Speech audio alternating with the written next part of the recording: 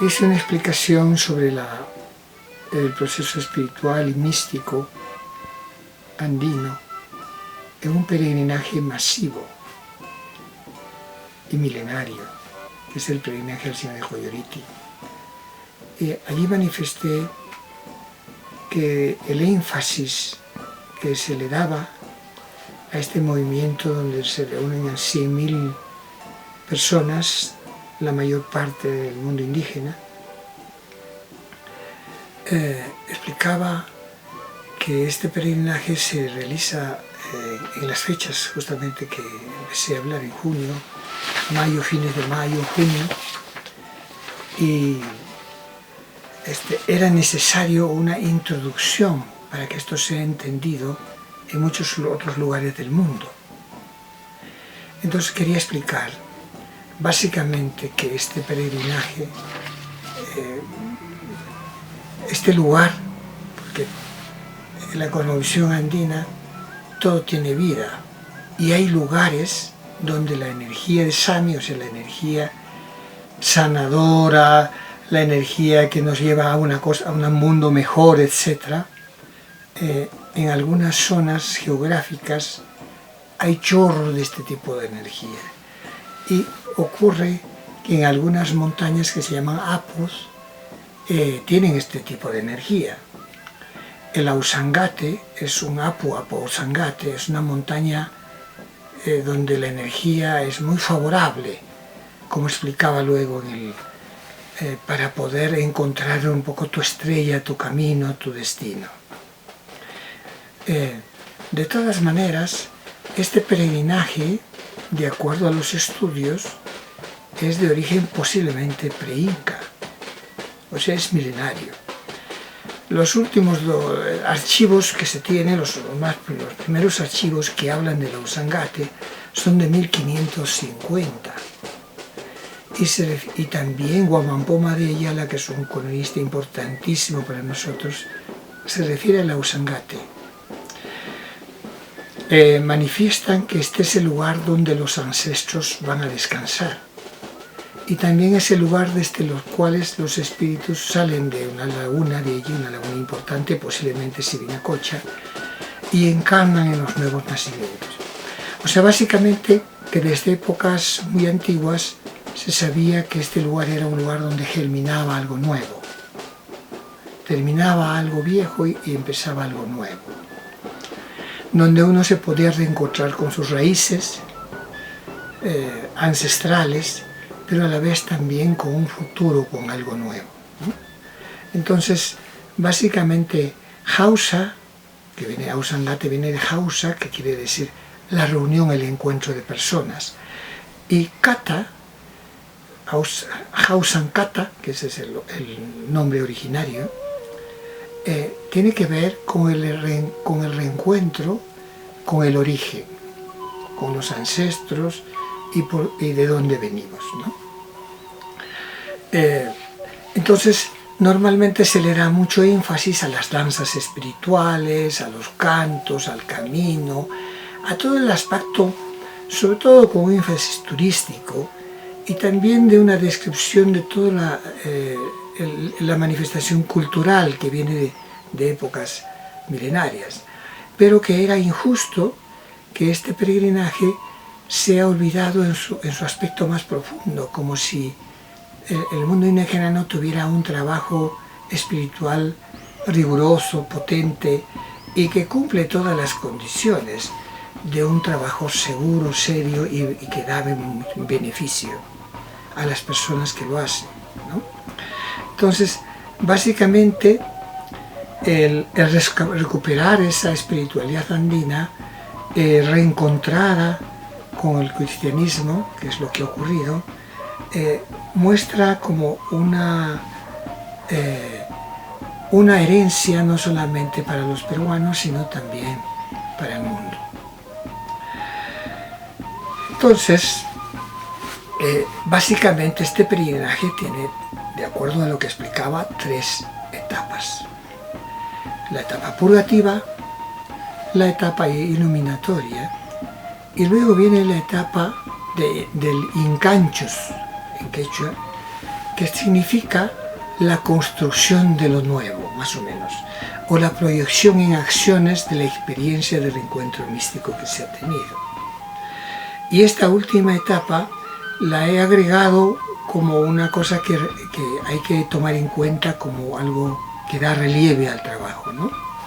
En la primera etapa hay una recapitulación de toda la vida de la persona cuando va ascendiendo a esta montaña.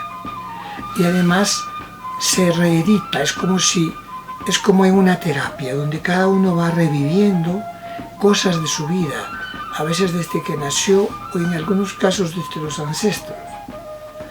Y luego, además, hay una sincronía con el lugar, con la montaña, con los animales, los acontecimientos, los resbalones o las caídas en alguna parte. Es como si se produjera una especie de recapitulación de la vida y en ella se fuera limpiando la energía que nos ha dañado, que llamamos hucha en quechua, y al limpiar esta energía de hucha está habiendo espacio para la energía del sani, que es la energía de vida, la energía de salud, del encuentro.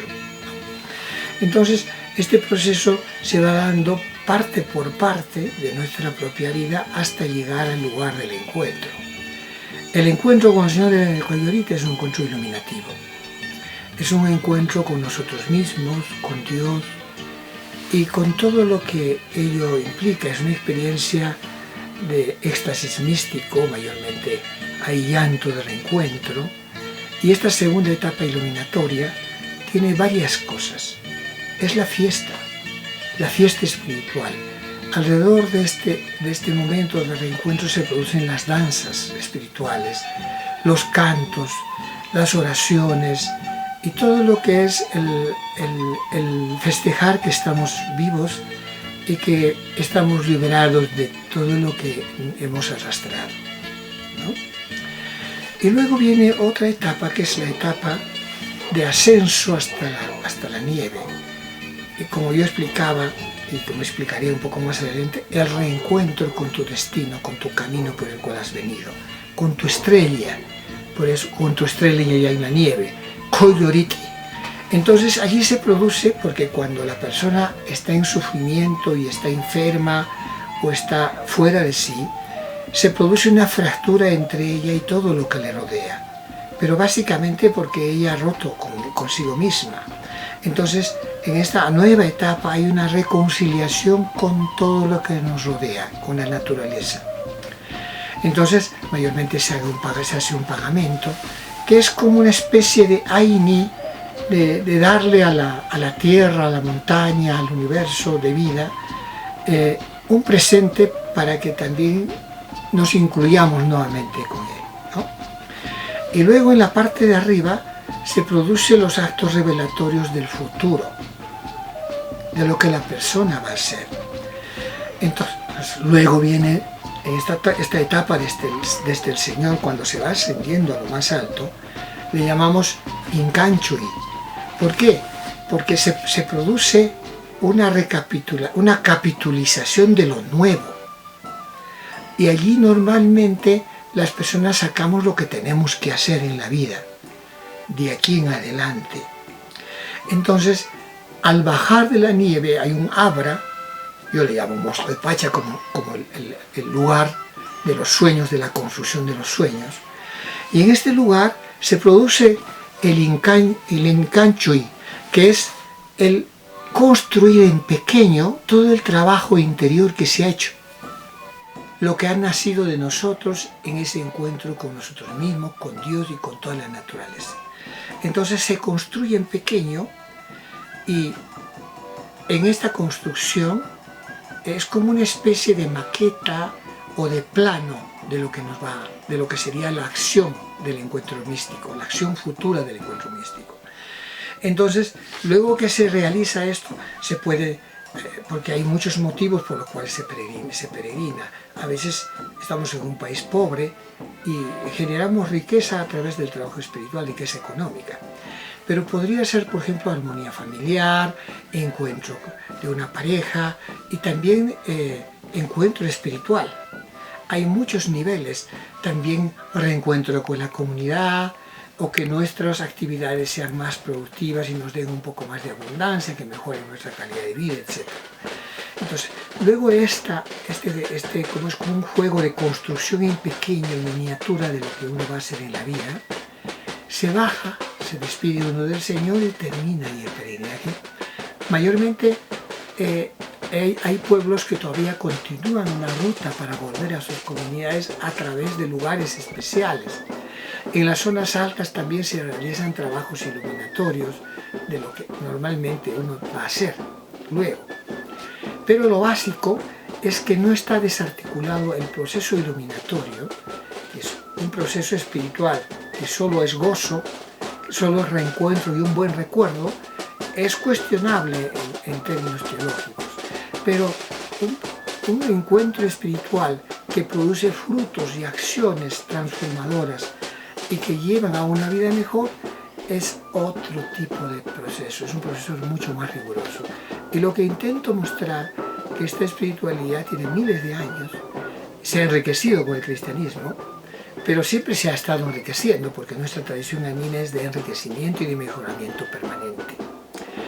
Entonces, esta sería la introducción.